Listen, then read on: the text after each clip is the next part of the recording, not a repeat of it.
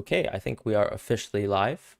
Welcome back, everyone, to the FPL Script. This is going to be episode 27 and our Game Week 26 preview. Of course, we had a pretty big double Game Week 25 that just passed. I'm FPL Fran with my co-host here, Schadenfreudist with a 1 on Twitter.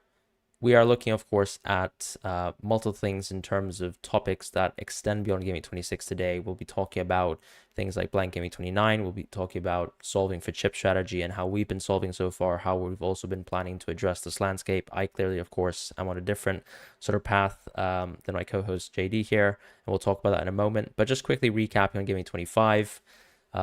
This was my team, 104 points. I completely dead-ended into Liverpool. Went for Jota, went for Virgil. Obviously felt rewarded for Virgil, but realistically that was probably him overachieving his EV by 1.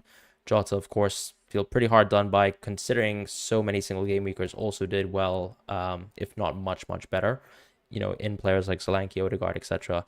The rest of the field knows. And Darwin, of course, another sort of pick that I've held for a long time, but still no sort of huge payoff or momentous payoff really from him. And at the end of the day, just ultimately saved by owning Walker. I would actually say he probably was a huge differential for my team. And that was really it. A pretty dull game week considering how much EV I think I had sort of packed into my team before the deadline. Yeah, you had a fantastic week. So, hello everyone, and welcome to episode 27.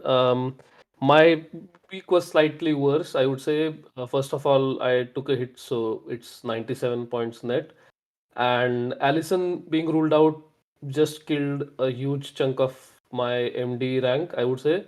Yeah, But apart from that, again, yeah, Virgil did seem par for the course, I think, with 10 points. Didn't feel massively lucky with it. Of course, the timing did because we were already 1.5 games through before he scored. So that did feel nice. So I so my projection for this week was around, I supposedly got a positive variance of around 10, I think, from FPL Optimize. Now I know that this is based off of X-Mins and it's the free model, so a lot of riders there. But just to say that I looked into it and looks like I got as many expected points I was supposed to, but the field got a lot less than they were supposed to, which is evident by exactly. the fact that Darwin and Jota only played 45 minutes, I think, which is the primary cause of that. And I have been extremely lucky with Darwin because my plan all week was to get Solanke out for Darwin and then later on get Solanke back.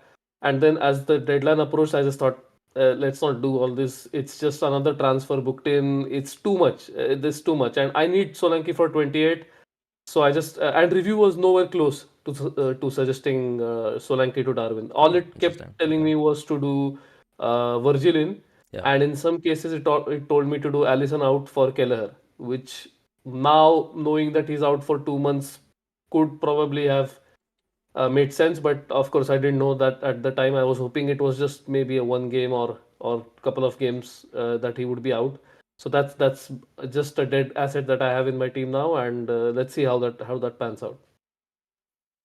yeah. I mean, that's pretty interesting because I think, well, Kelleher still got 5 points in the end. So, yeah, I mean, Yeah, when, I wouldn't say in terms of real yeah, points. in terms of I would expected say more value, in no, I terms get of that. expected value and also in terms of future expected value, I would say. Hmm. So that's kind of that stings, I think. All and it just comes back to I wish I had listened to myself, my very grassy self, and not bought Allison in the first place.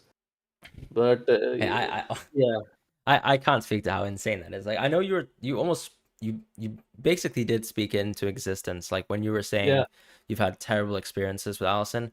But like I in my mind don't even remember Allison as someone who like misses that many football games. So the idea that you've missed 3 out of 3 is just obscene. And for And of different course, it reasons is as well. analytical. Yeah. Different reasons No, like exactly. The people that got Keller for, let's say, for someone else, in the week that he was sick, that didn't even make sense because we knew that he was coming back. He did come back. He trained with the team, yeah. and this is one day before the deadline. So that's you're absolutely right. It is crazy luck, but also I remember one of the incidents where he was out due to he had some bacterial infection or something, and then he came back and he was still dehydrated from from all that, and he conceded silly goals to Liverpool. I don't know if you remember Foden scoring a brace, I think, against Alisson, and he was terrible in that game I do. when he He came was back. actually passing to Foden half the time. Yeah, exactly. So exactly that game. So the anecdotal evidence like that sort of was contributing to my my skepticism, and I'm not going to claim that I predicted all of this, but I don't know. It's just I was on tilt, I would say, definitely. That's fair, and you probably Yeah, still are, sadly. yeah, All yeah, right. yeah. I am. Okay, so moving on, we have a lovely graphic here created by FPL Spaceman. So do give him a follow on Twitter. You'll also find him on the Analytics Discord as JC. Basically, what he's done here is outlined the predicted fixture scenarios for Game Week 29, the blank Game Week 29, that is.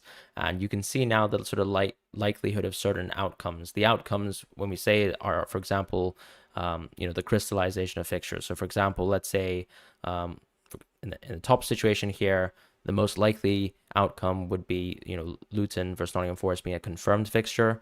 So you can kind of see here, of course, how we're sort of projecting the amount of fixtures, and that sort of bottom chart graphic here also shows exactly that, right? The amount of fixtures that we'd probably expect as a sort of an adding up of certain outcomes. So, for example, if let's say you have Luton versus Nottingham Forest, and then you add in, for example, Wolves versus Bournemouth, that's the third most likely scenario, followed by Newcastle versus Crystal Palace, and then Arsenal versus Chelsea, of course.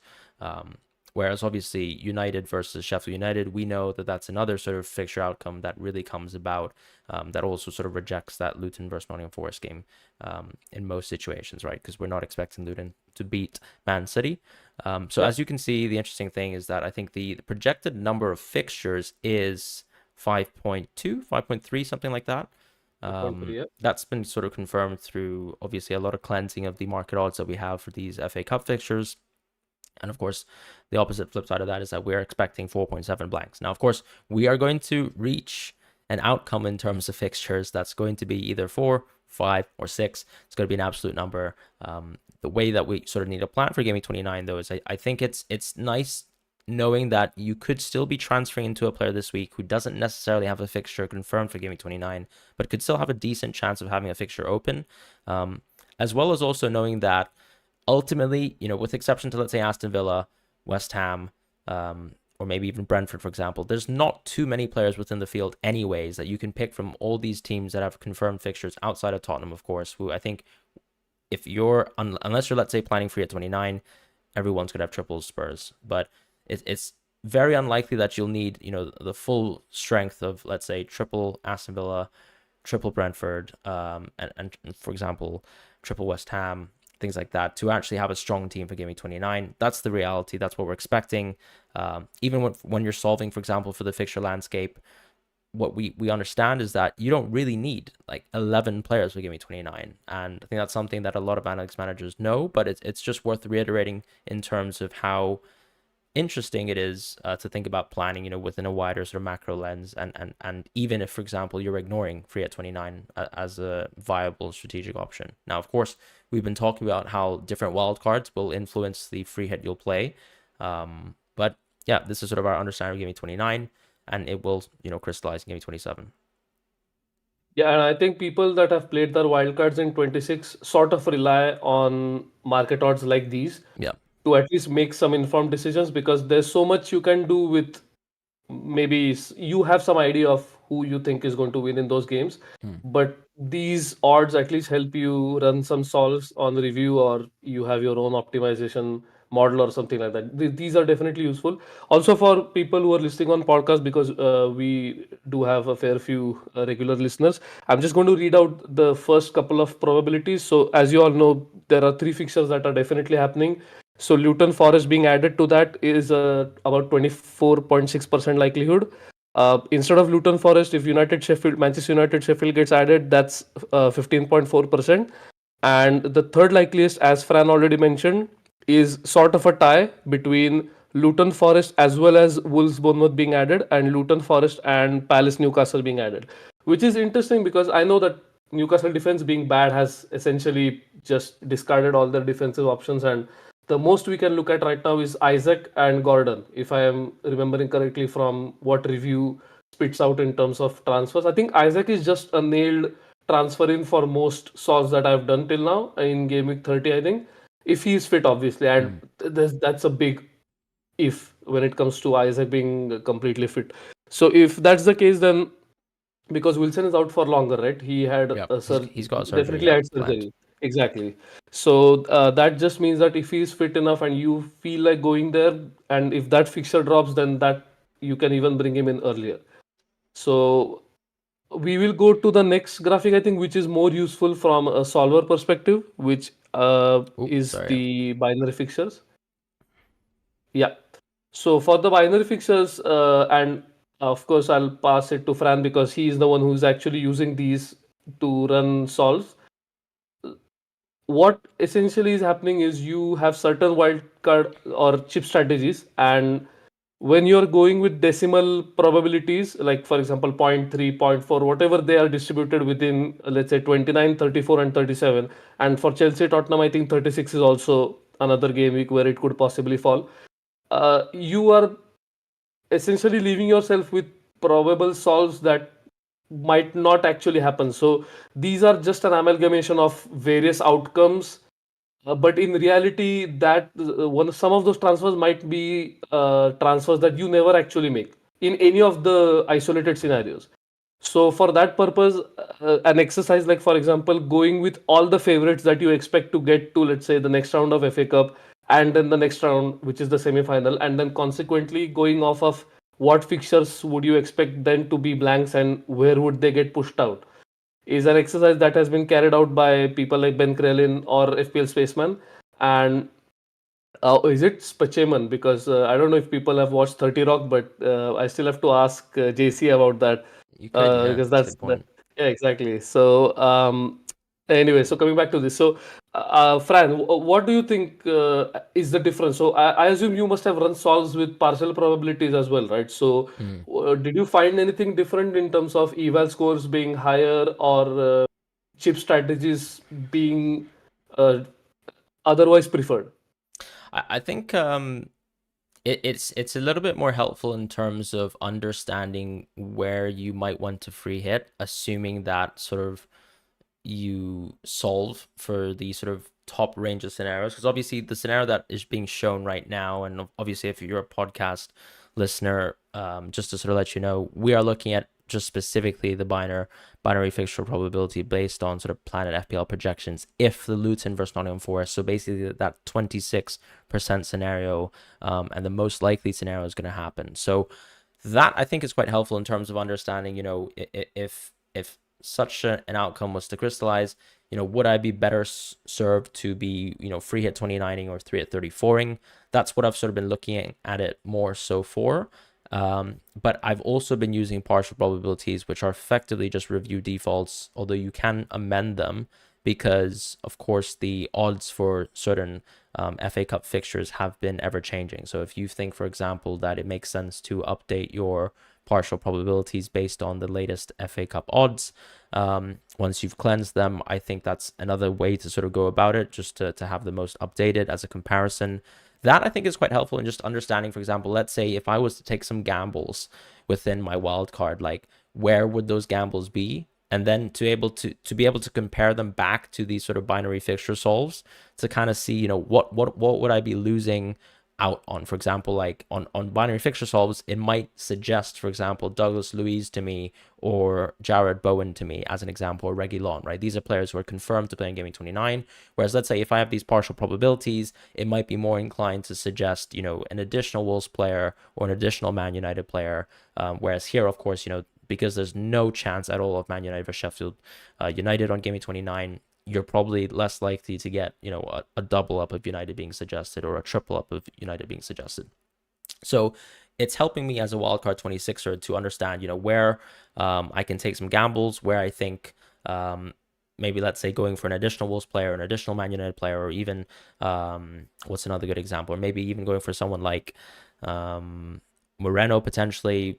Would Hmm. that be interesting, compared to some of the kind of edge picks? Because, for example, Moreno is an interesting player because I would say he's one of those players who's almost unlikely to play in Game Week 29, or you don't have the information there right now because, of course, there's European fixtures around that time. We don't know what the priority would be for this Aston Villa team. I think because they have a pretty reasonable league sort of position right now, and they probably want to fight for a Champions League spot, and of course, they could continue to fight in Europe, although they're actually just in the third tier of Europe. Those are kind of things that we need to sort of think about, right? Like, I Yeah. still think Moreno's first choice, but I'm now comparing, for example, an Alex Moreno, if I really want to take that pun, who still seems very, very strong, like on multiple different solve scenarios, with just 68 minutes or 69 minutes, compared to, let's say, a Dalo, who I would say is fully nailed right now, or an Ait Nouri who's fully nailed. But clearly, of course, these two players are less likely to play on Gameweek 29. That's just a fact. So it's been helpful in terms of weighing these kind of options up. It also helps in terms of, I think even, for example, let's say you are trying to plan around Gameweek 37. If you are someone who's minded to create a draft structure here in Wildcard 26 that is trying to be a little bit more permanent. So maybe if you apply, for example, a decay of 0.95, that could help trying to iron out, for example, how you'd be able to create a draft now that could actually get towards Game Week 37 quite reasonably and still be a very strong team for that sort of part of the landscape. Whereas obviously with the default solves now, when we project towards Game Week 37, it is quite insignificant compared to if you applied, a lesser rate of decay. So those are the kind of interesting things that I've been doing with my solves. And these binary solves are a huge part of that as well.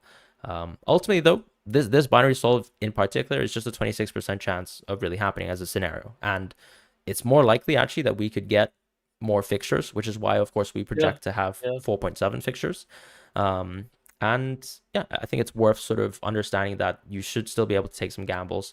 What I like too is that I've run some solves with this specific scenario, and it still only spits out, at best with just pure massive data odds, not odds, sorry, but massive data modeling projections, that I only really need like 9 players maximum, and that's with booked transfers from Gameweek 26, or 10 players maximum. So that's what's really been sort of enamoring, like sort of encouraging me to experiment a bit more and gamble a bit more with some of my drafts, and hope that, of course, maybe Nottingham Forest could steal a win versus United as well. Things like that.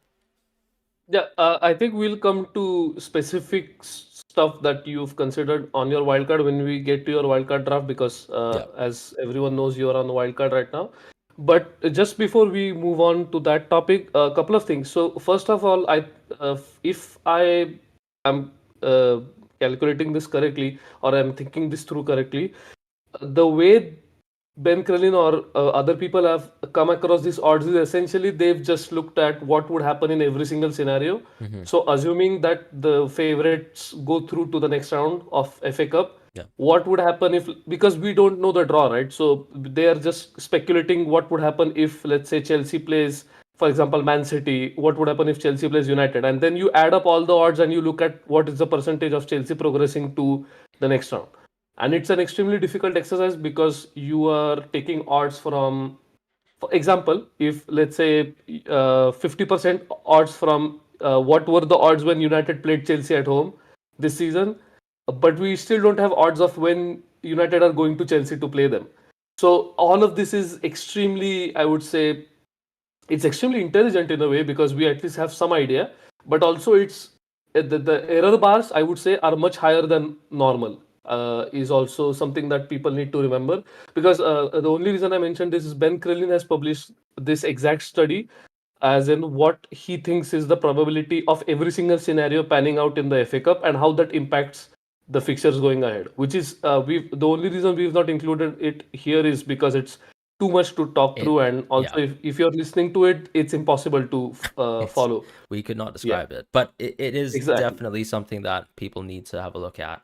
absolutely. I Just would to get agree with a little bit of a layman's understanding, because I know the transfers that you're probably going to make this week, if you're not wildcarding, would still be, I think, quite simple in the sense that you're still choosing between, let's say, a Huang versus a Douglas Luiz, and you yeah, understand, yeah, the probabilities of Huang going, like, playing on Game Week 29.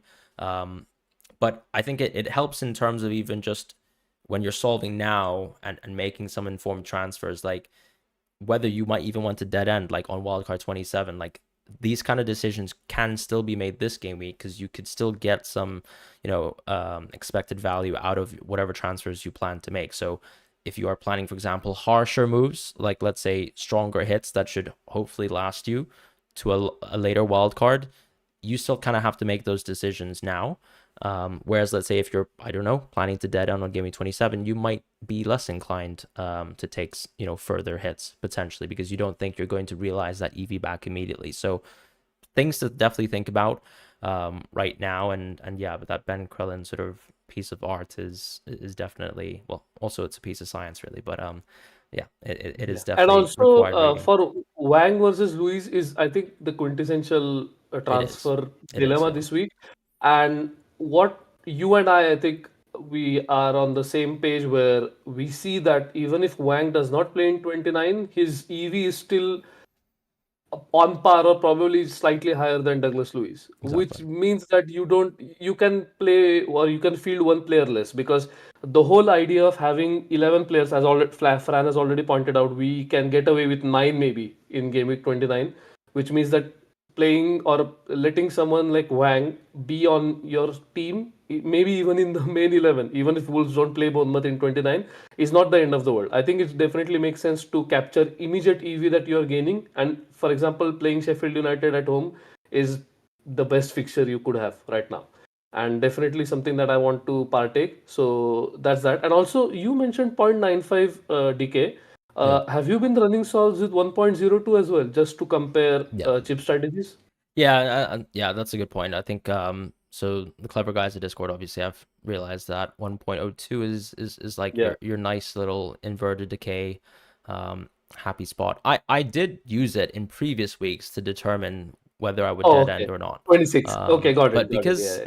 Yeah. because I've sort of already locked, well, I mean, I still used it this week to be honest, because I have been looking at, for example, whether there would be some scenarios where I'd pivot into free at 29 or pivot into the free at 34. And clearly, of course, whether I move into, let's say, a draft that is a little bit more favored towards 3 at 34 or free at 29, I have to sort of understand, what are my gives and takes with that inverted decay. Because obviously it's not a fair comparison.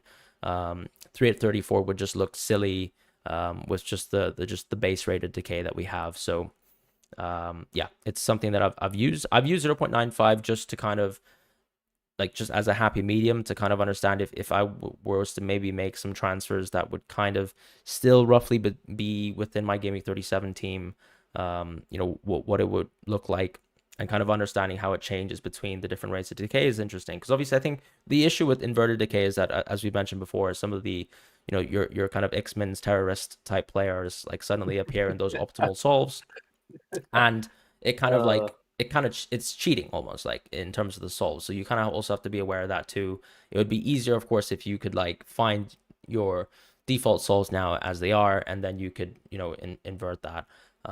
But yeah, I mean that's an interesting thing to think about. review is so hit happy, by the way. When you invert decay and you try to run It is solves, actually, that's a good point. the Yeah, number of hits that I see is mind-boggling because I would never take that many hits ever. Even if, let's say, half my team is decimated, I would just wildcard in that case. To the point where I have a wildcard, yeah. obviously. If I've already played my wildcard, then yeah, fair. But if I haven't, then definitely there's as you've already pointed out, we need to take that with a grain of salt. Yeah, pinch of salt. Exactly. Yeah.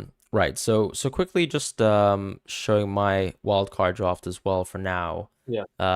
This is the draft that I'm not necessarily set on, but I think it gives me certain flexibilities that I like. What I don't love, I suppose, is that I'm already locked into triple Aston Villa, but I think the reason is because I've omitted Bruno Fernandes. So this is almost like a solve where Mm. I've effectively replaced Fernandes with Garnacho.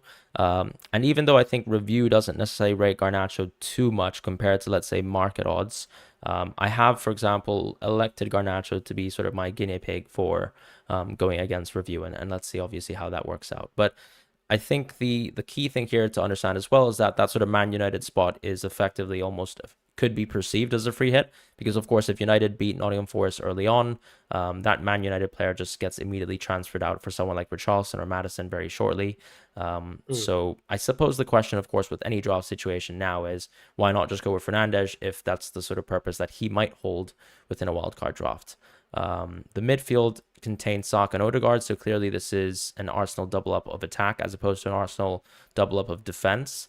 Only reason being because I think when you look at, for example, some of the top midfielders within reason right now, like there just aren't that many good ones, with exception to maybe Neto, who only has one good fixture, and then obviously another fixture in Game28. But Odegaard just has permanently good fixtures, and I think that's quite nice. Whereas I think with defense, obviously, even though Saliba is incredible and no one really compares to him, you hopefully could eke out certain defenders, particularly if, let's say, Pedro Porro is coming back on Game27 to kind of match that. Although here, obviously, what you can see is that I've not gone for Pedro Porro. I'm assuming that he's not ready for Game27 because I did see Alasdair Gold say that Porro might not be back so soon for Game27, although I have also read Pedro Porro's Instagram posts. Exactly. Yeah. But you know, I don't think he maybe understands FPL as well as some other managers do. So I'm not going to trust Pedro Porro on that. Another interesting thing is that I've gone for Tony instead of Solanke. So the immediate question, of course, is why not go with Solanke? And I think the answer would be that for me, Tony is an EV positive move, but a negative eval move, because clearly it's very rigid. Like I'm almost locking in a transfer, which is Haaland to Solanke on Gameweek 28. Of course, there could be a scenario where I just simply go Tony to Solanke on Gameweek 28, which I think is, you know, it's possible too. So that's the sort of way up of the options. What I like about going for Tony early is because even if I was to go for a Solanke draft, I have to bench basically one midfielder no matter what. And I have to basically withstand Solanke versus Man City. And I don't really like that. I still think that, you know, when you wild card, you hope that you don't have crazy injuries. Your team can still manage. I will have a deep bench outside of Gameweek 26. And Gameweek 29 will be what it is. It's not like Solanke versus Tony will actually change the way my team will be laid out in Gameweek 28. Gameweek 29, sorry. So I've gone for Tony here to kind of cheat the solver, if that makes sense. Son, Hwang, and Saka, what I would say is that they seem to be absolutely nailed on all drafts. If you run review solves as well, you'll probably also always get Solanke, Hall, and Watkins 100% of the time. And then, of course, Gabriel for me is locked. Senesi's locked. Going back to Doughty, as I said, it's really just a toss-up between him and Porro. The reason why Ait Nouri exists in this draft, of course, is that he can just simply be a transfer towards Porro in the future. So that's basically the Ait Nouri punt. It could have been a Dalot punt, but I like the idea that I suppose I've got one United punt and one additional Wolves punt. Hwang stays basically permanently for a while. And then I get to just decide between whether I just bin off Garnacho or bin off Ait Nouri potentially, depending on whether Porro can come back. And then Martinez just has more like expected value compared to Flecken. And because I've gone for Garnacho over Bruno, I can therefore afford Martinez. But these kind of things could still be subject to change. And just reading in the chat quickly, some people are talking about what if I want Salah. That's a fair point. So this draft would struggle to get into Salah. I think the way that I'd be able to plan an opening for Salah is that I could probably drop Martinez down to someone like Areola instead, someone who would be confirmed to play in Gaming 29, and I can just do one move Odegaard to Salah in Gaming 27, which is not ideal, but I think, you know, Watkins, Haaland, Tony all have good fixtures on 27. Saka, Hwang, and Son and Salah obviously have good fixtures if Salah is ready to play. Keep in mind, of course, Salah's injured, which is why I haven't really considered him. And of course, we expect Salah to blank in Game 29 as well, because it's Liverpool versus Southampton in the FA Cup. Yep. And because Game 28 is also a Man City game, I'm not really interested in Salah until Game 30. The plan here, of course, is to bench boost in Game 37. In terms of the question of what is EV I think plus... one, yeah, exactly. Yeah, Can you please? No, I was going to say if you can explain that. EV plus, EV just means expected value. I think, you know, layman's terms, it's just expected points or projected points, I would say. I know some analytics people don't like that direct translation, but I think that makes the most sense. In terms of evaluation, I think it's sort of looking at how robust a certain move is. When I say a move being robust, I just mean, for example, you know, whether, let's say, an injury would sort of put your draft, I guess, more susceptible to certain risks and things like that. So how permanent, I suppose, your team could be, you know, without maybe making a different change. So that's the only thing I would say.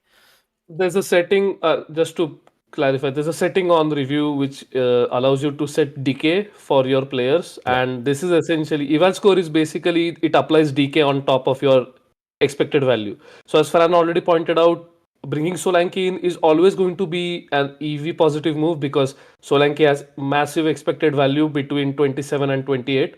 And you will be captaining him in 28 regardless. So Yeah. that is going to be an EV positive move always.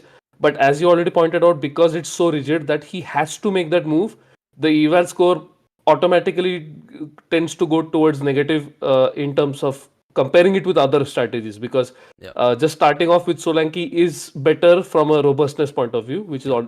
already Fran spoke about. So I had a question for this draft. So let me just count because I had counted and then I forgot again. So I can see that there's one, two, three, four, five. You have five blank game week players right now, Yeah. as of now. Obviously, that will be updated by next week. So assuming that the best fixture or the most likely fixture goes through, you will have six. What is and you'll have three free transfers. So what is the plan for blank game week 29? Assuming that only Luton Forest drops in that game week. Yeah, so it would be Pedro Porro 1, Richarlison 2, and then Solanke. So actually, I would only end up having 8 players in that Yeah, I was situation. going to say. Yeah, which Hmm. I'm comfortable with, generally comfortable with. Yeah, fair enough. And also, that would mean that you would do Holland to Solanke in 28, right? Yeah, yeah. Okay. Okay. As a And sort of preparation for Salah. Yeah, yeah, okay, perfect. And whichever midfielder you sell, would you would sell for Salah in game week 30 I think it would be for Odegaard Sheffield? in this situation. Yeah. Okay, great. For Sheffield United. And in the case, I think Ben praised the fixture probability in a slightly different manner, which could give you more hope, I suppose, because he was talking about how Wolves, Bournemouth, Chelsea, and Arsenal, all four not playing in 29, has like 60% probability. Yeah. So if you look at it the other way around, you have three Arsenal and two Wolves. So you could easily end up with more players. I can't wait for next week, by the way, when we finally have clarity on blank game week 29 and we can stop talking in terms of percentages. Yeah, And it's one more true. thing in terms of planning, which I don't know if viewers know, is we will know about game week 34 blanks in the international break, which is what Ben is speculating right now. Yeah, give me 30. Yeah. Yeah. So if you can wait to wildcard or play your other chips or strategize accordingly till game week 31, you are likely to have, or till game week 30, you are likely to have more information than you have, or much more information than you have right now. Yeah. So Barat says he's got the exact same wildcard team. That's fair. The loot guy, well, my rank last season was 8,000, so make of that what you will. Rari says, is Fran is planning to go without Holland giving 28 onwards? Yes, most likely that's the case, depending on, of course, the outcomes of FA Cup fixtures. Mateja says, Fran after FA Cup will either be geniuses and week ahead. I mean, the thing is, if you think about it, right, it's totally fine to have 8 players for Game Week 29, because the only people that we would be losing to, right, from a free hit point of view, would be the people who actually have free hits, right? So if you were to compare, let's say, my Wildcard 26 team versus some of the other conventional teams that exist right now, like, there is no way that people would still be able to get to 8 players without hits. So the people that will actually be taking hits on Game Week 29, in my opinion, would actually, put themselves almost a foot backwards. Because first of all, you're taking hits for players that would appear, yes, but second of all, you're taking hits for players that would appear that, in my opinion, would be inferior FPL picks for the back quarter of this season. So that's my justification for why, even if, let's say, we reached a point where we were 100% sure there's only 4 fixtures, I don't care that I only have 8 players. I'm not going to take a crazy amount of hits because I rather plan going forwards. And that's pretty much it. Flying Nine says defense looks weak. I think part of this is because 3 at 34 would be in play. So I don't really need a City defender in the meantime. And I think the defense is weak in the sense that we don't have too many top half players, but Robertson would come into this team, or Van Dijk would come into this team by gaming 31. So around then, I would technically have, Pau, Gabriel, and Robertson as sort of my core of defenders. In the short term, though, I'd have to say Senesi, Doughty, and Pau, for example, or even Ait Nouri are very strong defenders, and that's sort of my counter argument, I suppose. Yeah. So Bharat OP says, why not Regulon over Senesi? I'm assuming because of the immediate Yeah, expected value just gain. double give me 28 and just Yeah. Yeah. I mean Regulon's nice, but frankly, like he's definitely not better than Pau. He might be better than Doughty. I think that could No, be a but justified argument. Regulon is the perfect example of where inverted decay can go wrong, Yeah. because Regulon is such an injury prone player Hmm. that you assuming his minutes to be consistent and his EV to be perfect the way it is projected right now for game week 29, which is almost a month away, it's not going to hold up. So definitely for someone like Regulon, applying inverted decay and then running solve blindly and then making those transfers might not be the best strategy. Also, you can counter this by reducing his X minutes, I suppose. Like technically, you can just You could. reduce his Yeah. X minutes and then go from there. But I definitely understand why you're going for Senesi. He's nailed 90 minutes, plays every game, center back, and has a bit of a goal threat as well. I suppose he's overperformed on his XG this season, but nonetheless, he's at least always in the box. Even when we lost, when I say we, but when Bournemouth lost against Fulham, he was the one who managed to score. Yeah. So I think I'd rather go for a Pano Moreno than Regulon. Like that's as far yeah, as I'd willing to say, yeah, and that would allow me to get Flecken as a goalkeeper, and I think I'd be totally fine with that sort of landscape. But yeah, that's the wildcard 26 right now. What is inverted decay? I think it's so the idea from a data modeling perspective that we usually apply decay because the idea would be that, if we were, let's say, to look at projected points for Game Week 26, we'd be pretty comfortable that those points would be realized. Whereas obviously the further weeks you get, and the more weeks you project into the future, you'd be less comfortable about the sort of, I guess, the validity of those projected points, because so many things come into factors. For example, like, injuries, additional information, tactical changes, so many other things happen like later down the season. For example, if I was looking at Salah's projected points for Game 37 now, I would not have the same level of comfort over that compared to what his projected points would be in Game 27. And that's pretty much it. So we talk about inverted decay if you're thinking in absolute senses about wildcard strategies, because when you use, for example, models and solvers right now, you have, for example, projected points, but those usually get applied with a base rate of decay of 0.85.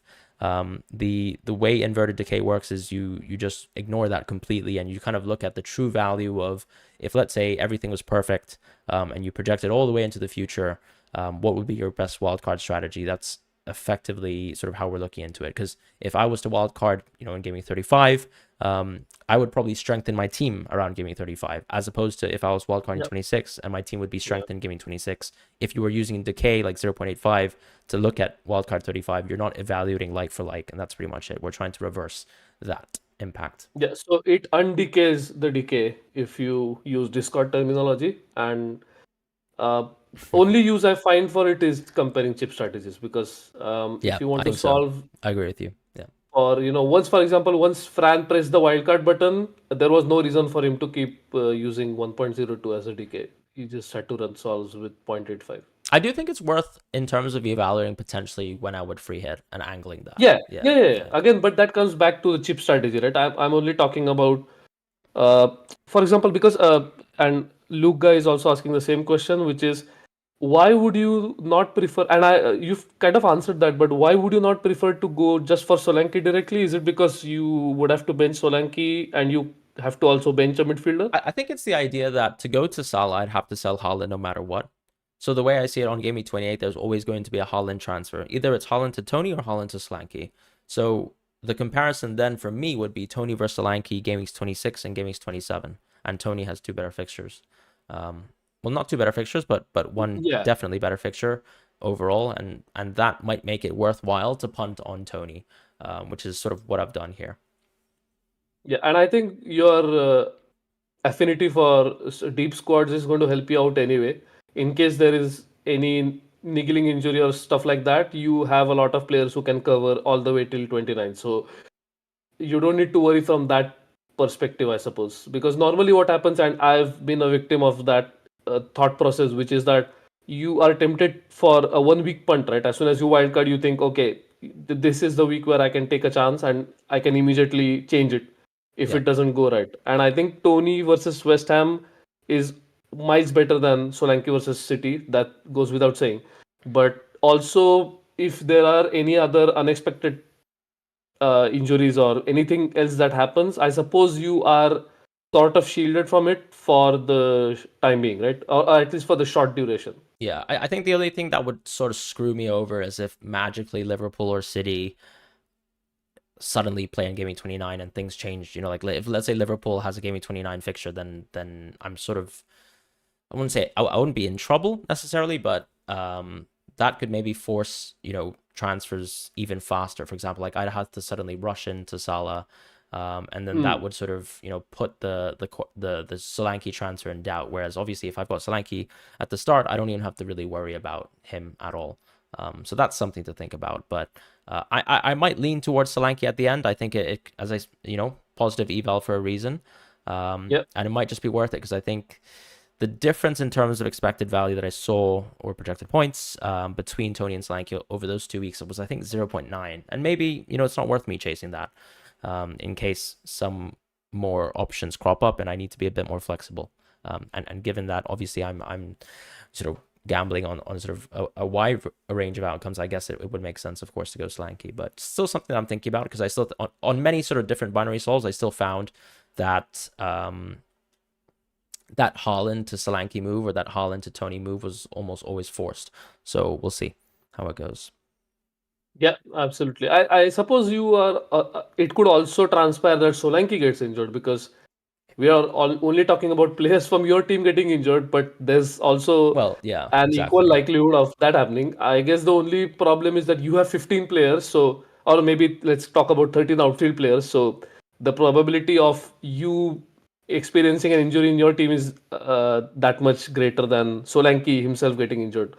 But I completely agree. I completely get your point of view. It's just, and I don't think you're fixed on a draft, right? You're still thinking things through. No, You might. I think this is close to one of my top Okay. drafts. As I said, that itinerary position could still be Moreno, which obviously doesn't really change much in terms of the money in the bank because of course it's just a 5.1 player and then I go Flecken. Um, Hmm.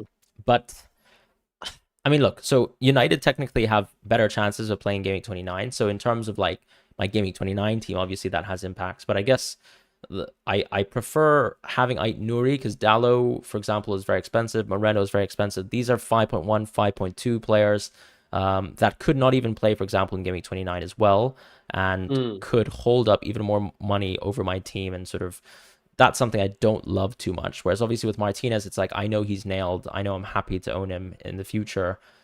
Maybe, of course, some people don't like spending so much on goalkeepers. Of course, Areola is sitting there as a potential goalkeeper, or as some others would say, dead weight on our teams. But yeah, I mean, those are things that I still need to sort of think through.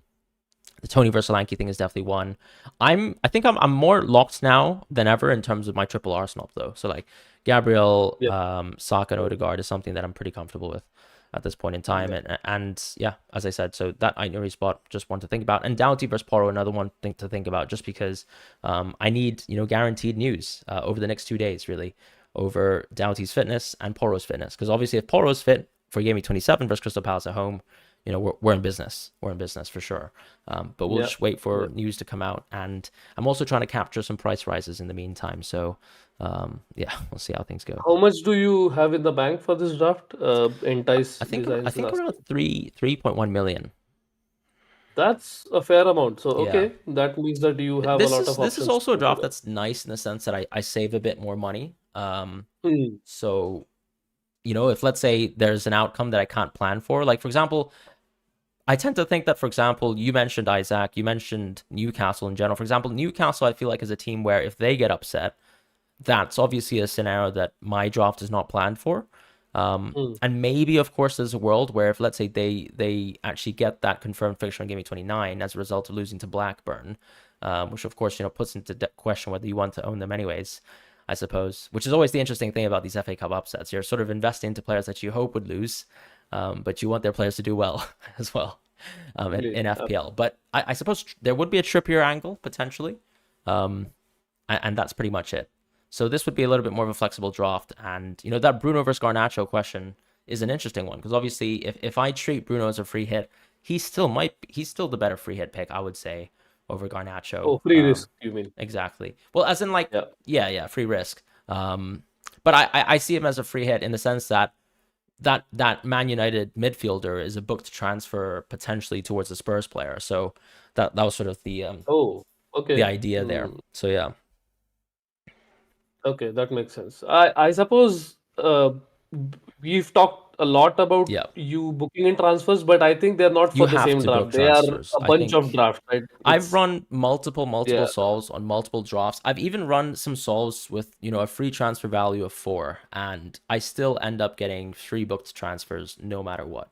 That's absolutely unexpected. Pretty For cool, free right? transfer value, Four four, free yeah. transfer value, and you still get 3 transfers.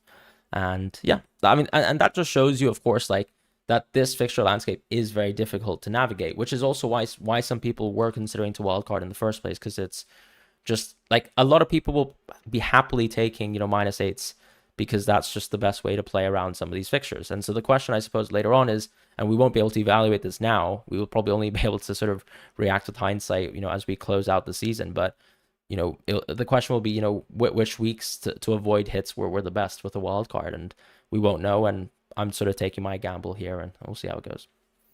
Yep. Before we move on to captaincy, one last thing I wanted to ask you was right now the likeliest chip strategy for you is wildcard 26, free hit 34, bench boost 37, right? Mm-hmm. Okay. Yeah. Yep, exactly. Yeah. Yeah. Now we can move to captaincy, I think, All which is right. the Sort last of section. last topic of Oh, sorry. So it's actually Yeah. Haaland, Hwang, and Saka. What do you think about these options?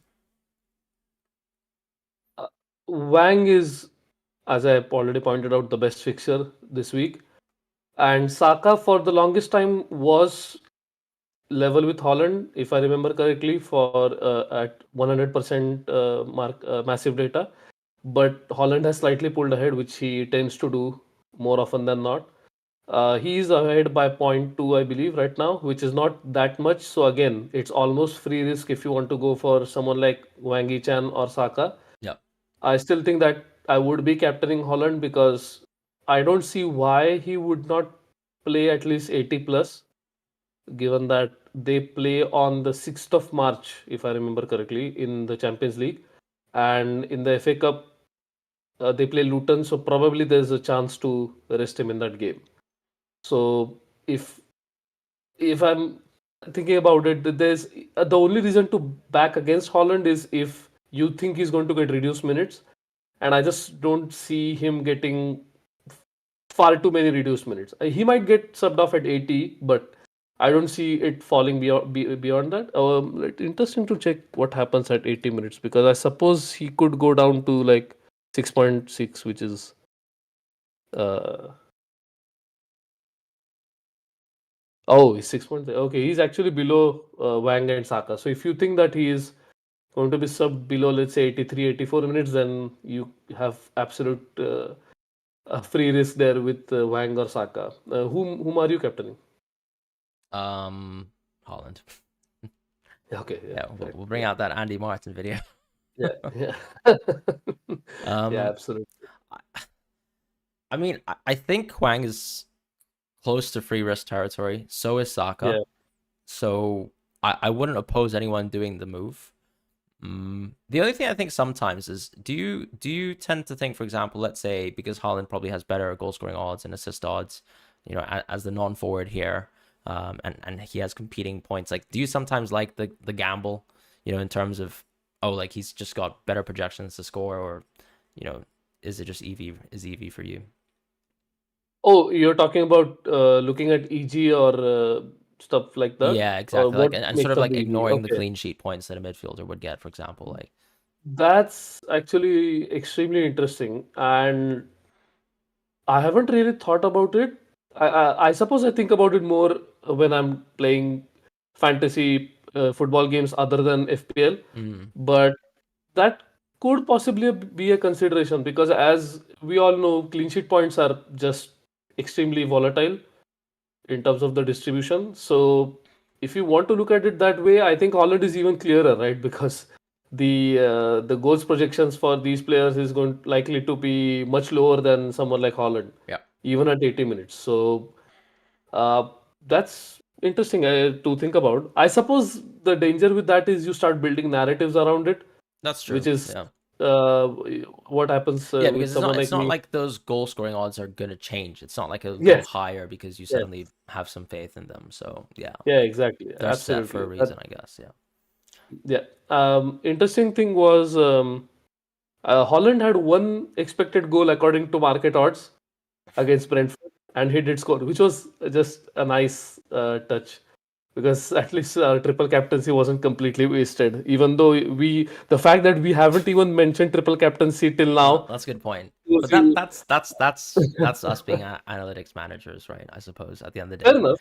because Fair we enough. I mean, we because we weren't knew it affected was a by good it, right? decision with a bad Yeah, outcome. yeah, yeah, No, exactly. hello JD2 as well.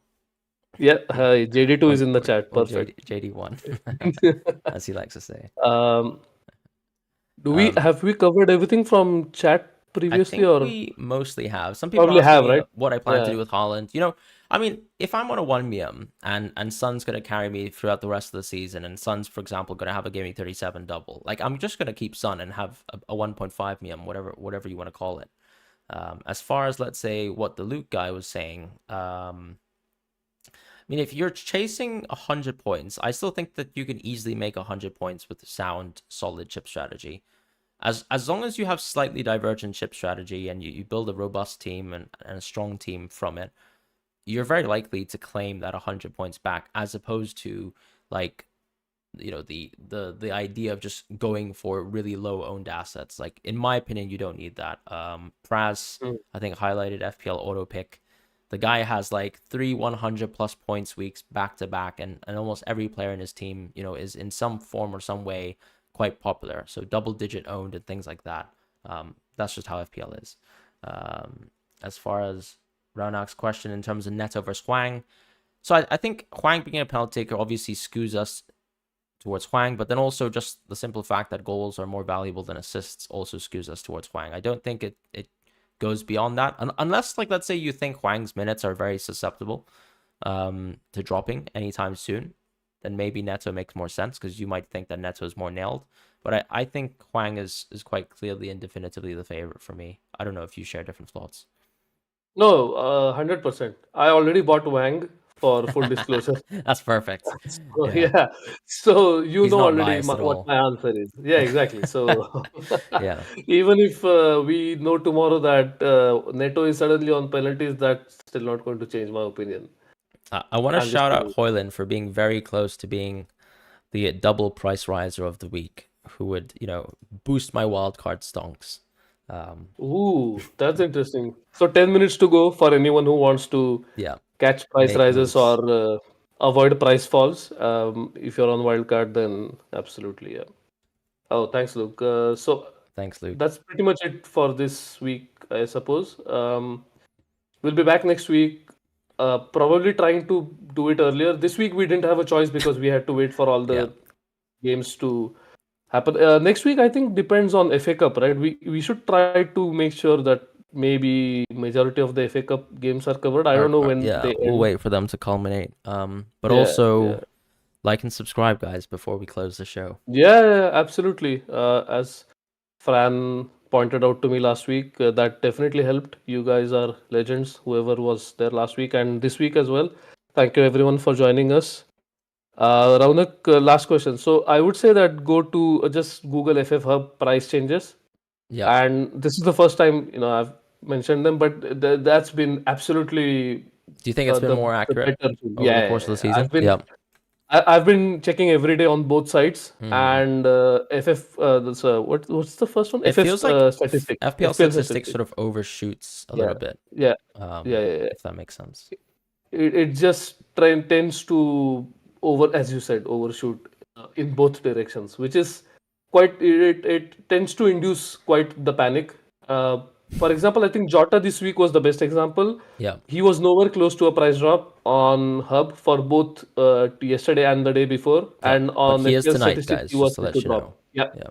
yeah, yeah. So finally, that seems like he is going to fall. But just this one example, by the way, I've been tracking a lot more examples, and definitely it seems that Hub has cooked something with this prediction model. And I would like to pick the brains of whoever designed it, because they seem to have perhaps captured the mechanism of price rises and falls far better than FPL statistics, which in itself is still quite a good site. But yeah, whichever one you want to use. That's it from us. As Fran pointed out, please like, subscribe, and share it if you're listening to it on podcast. Give 5 stars, and we'll hope to see you next week. Have a good one, guys. Bye. Yep. Take care. Good luck, even if you're not wildcarding.